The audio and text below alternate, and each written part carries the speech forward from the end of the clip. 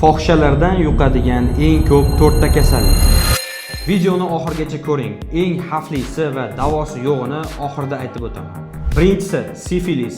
Boshlanishi og'riqsiz yaralar, davolamasa miya, yurak va asab tizimini zararlaydi. Qo'rqinchlisi yillar davomida yashirin kechadi. Ikkinchisi gonoreya.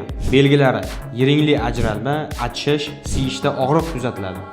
Xavflilik darajasi surunkali holatlarda bepushtlikka olib keladi. Uchinchisi xlamidioz. Odatda tashqi belgilarsiz kuzatiladi. Xavflilik darajasi erkaklarda urug' sifatini pasayishiga sabab bo'ladi. To'rtinchisi oits virusi.